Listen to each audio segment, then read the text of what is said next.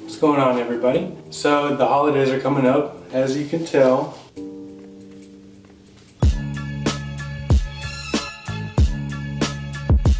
If you're like me, for Christmas you tend to buy yourself a little something, you know, treat myself. And for me lately, I've been thinking a lot about getting a new camera. Right now I have a Rebel T6i. I've been shooting on it for about a year and a half or so. I mean, I love the camera for just being a beginner camera, all that, but I really want to upgrade. And you know, you always want something better, you know, you kind of want to upgrade, think you're going to get better pictures, and there's a lot of options out there. And me specifically, I really want a 1DX Mark II. I mean, that camera is $5,500, $6,000. Even if I buy it used, the camera's still like $4,500. And that's a huge amount of money to spend, especially if you don't have a full business running and all that. It's a lot of money to spend, so I just want to talk about, you know, should I get maybe a step down camera? You know, there's a lot of other cameras that are $2,000, $3,000. That are also really good. Should I go for that? Should I save up to get that more expensive camera, or should I just stick with what I have? So I wanted to tell you about my thought process, what I have been thinking about, and hopefully that can help you make a better decision if you're thinking about upgrading from your beginner camera or not.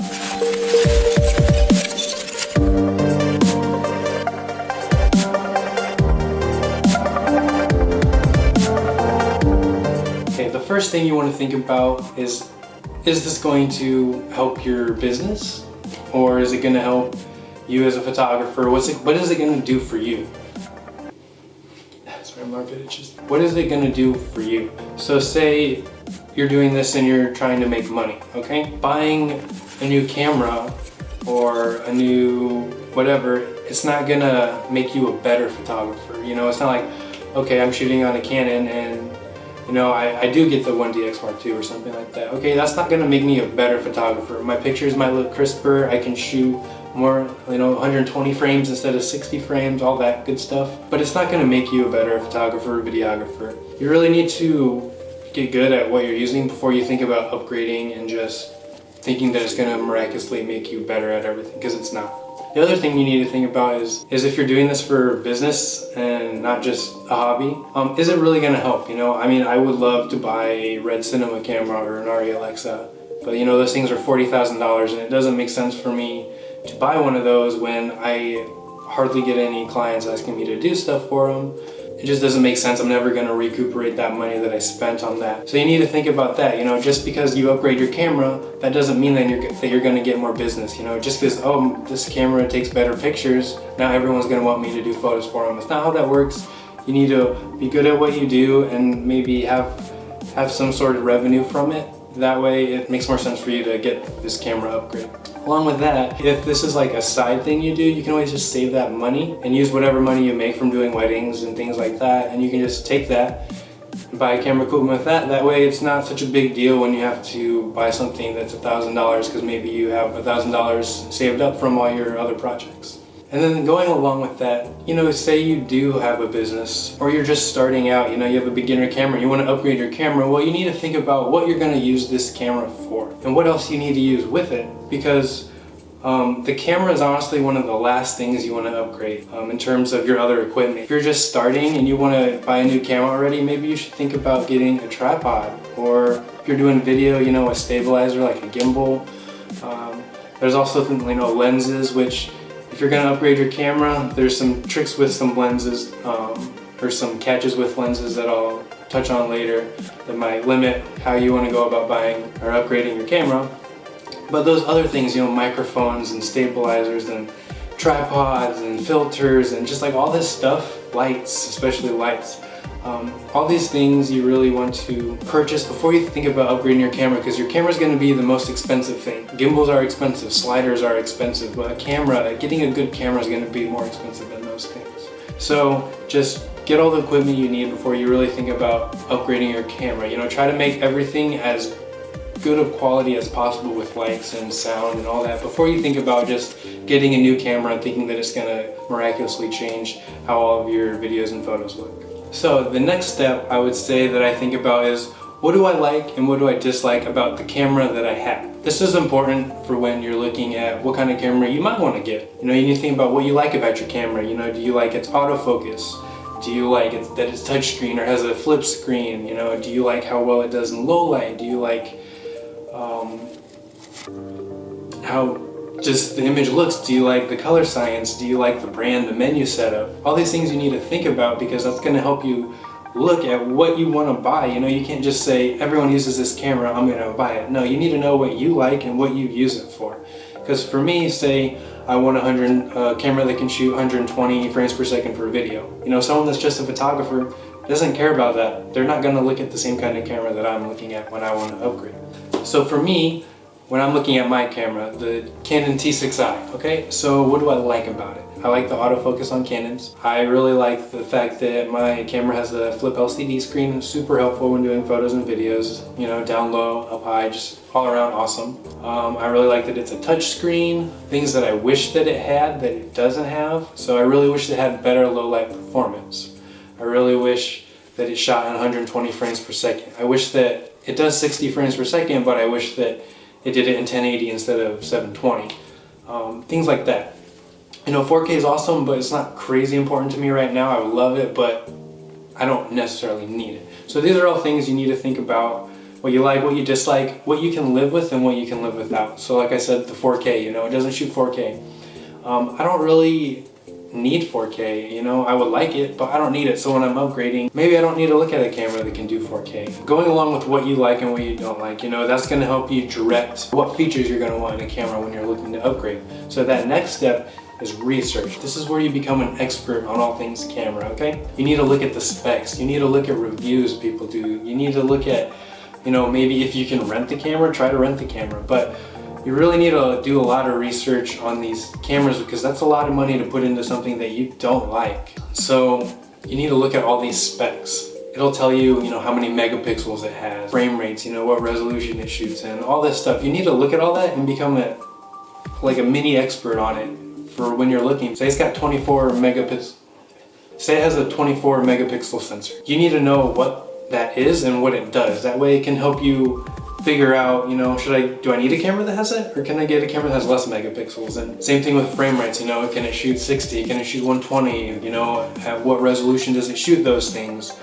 For photography, maybe, you know, like if I, you know, hold down the shutter button, you know, how many pictures is it going to take before it stops? Or how many pictures can it take in a second? Or all those things you need to just kind of like research, become a little bit mini expert on it, and then that'll help you make your decision a lot easier. You know, you can at least narrow it down. Going along with the specs, there's something called full frame and crop sensor.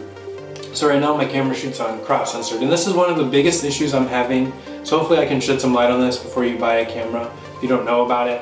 But basically what's happening is when you shoot with a crop sensor, the sensor is not as big, and it makes your image cropped in compared to a full frame, which is going to be a lot bigger. You're going to see more of the image. So a lot of times the standard is about a 1.6 crop factor. Say I'm shooting on a 35mm lens, okay? If I'm shooting on a full frame camera, that means the picture is actually going to be at 35 milliliters, okay? Millimeters.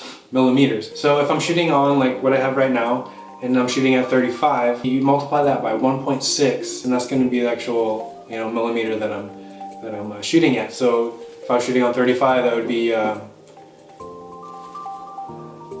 okay. So if I was shooting on a 35, that'd actually be shooting on a 56mm lens. So you got to think about that. It's not good or bad. Sometimes that means you have to get more creative with your shots if you have a crop sensor. Sometimes you can't get back far enough to get the whole image you want to get, things like that. So you got to kind of figure out what angle you want to get, which some people think that's a good thing, you know. Some people like full frame. One thing about full frame for me is that since it's a bigger sensor, it usually does better in low light. And that is one thing that I find very important, is I really want good low light performance. I hate the grain in this thing when it's in low light. So I really want to get something that's a little bit better with that. So full frame would definitely help me out. Now here's where I run into the problem. Full frame cameras are usually more expensive. Along with that, there's a problem with the lenses, which is what I was referring to earlier when there's kind of a catch. So basically a lot of crop sensor cameras like what I have right now, they can shoot either full frame lens or a crop sensor lens. for Canon, they're called, you know, EF or EFS lenses. My camera can handle both. But if I shoot with a full frame, I can no longer use those EFS lenses because the glass isn't big enough to cover the whole sensor, so I can't use those lenses. And there's a lot of lenses out there that are made specifically for crop sensors, and there's some really good ones. For example, the Sigma R 18 to 35 1.8, beautiful lens. I really want that lens, but it's only for a crop sensor. So if I were to upgrade to a full frame camera, I can no longer really use that lens. So what would be the point of me spending $800 on a lens when I can't use it on this camera, you know? So you gotta decide, do you wanna buy a good expensive lens for your camera, or do you wanna buy the camera? Because lenses are just as important as your camera, if not more important, depending on how you wanna look at it. And so you just gotta figure out where you wanna put your money, because it's gonna be difficult if you go down on a path of buying all these lenses and then you can't use them on the cameras. It's gonna be a huge financial hit. There are, you know, little adapters, you know, if you like switch brands. Say I switch to a Sony a7 III, you know, or something. You know, there's adapters that you can put on so I can still use Canon lenses on, you know, Sony cameras and the GH5. I mean, you can usually find a way to bridge gaps most of the time, but that crop sensor thing really hurts when you're looking to buy camera lenses. So that's my kind of like warning. Just really think about your lenses, where you want to go with your career, where you think you really want to be with the camera. You know, do you want to take a step to like a medium camera and then, you know, get that 1DX Mark II? Are you going to go to a full frame and then stay at full frame? Are you going to go to another crop sensors and then full frame? Because, you know, you really need to just like think about where you're at, where you're going to go and where you want to be, because then it'll kind of help you decide what you want to buy in terms of lenses and, you know, other products like those sliders. So really, before you buy a camera, just sit down, think about it. Financially, it's a lot, so you need to think about all these things. Think about what you really need, what you don't really need, how much you can afford to spend. Does it make sense financially if you do that? Just all that. So honestly, right now, I really want that 1DX Mark II, but unfortunately, I don't think I'm gonna get it quite just yet. I think I'm gonna sit on it a little bit longer, really decide whether I want to buy that lens first. I really want that Sigma R lens. They're beautiful lenses, and I just got to figure out, do I want to go full frame, or do I want to stay with that, you know, crop sensor? That's my biggest question right now. I'm going to sit on it. I'm going to think about it even more before I make my decision. And even then, if I don't want to spend $5,000, there's a lot of other full frame cameras like the 5D, you know, 6D series. If I want to stay with cropped, I can get the 80D, I think, and the 70D, I think, are crop sensors. So there's other options out there for me. I could switch brands totally, get the GH5, I could get the a7 III. I'm just going to do some more thinking, and these are things that you should all think about before you make that purchase. So please like and subscribe. In the comments below, maybe write something I missed, something I just didn't kind of talk about. That's all I got. Keep creating, go out, make some content, figure out what you like, what you don't like about your camera, maybe make a list, check it twice, and then decide whether, and then make your decision, you know, should I upgrade or maybe should I hold on to it for a little bit longer and, you know, hold out or get some other stuff, you know, depending. So yeah, that's all I got, guys. I will see you next time.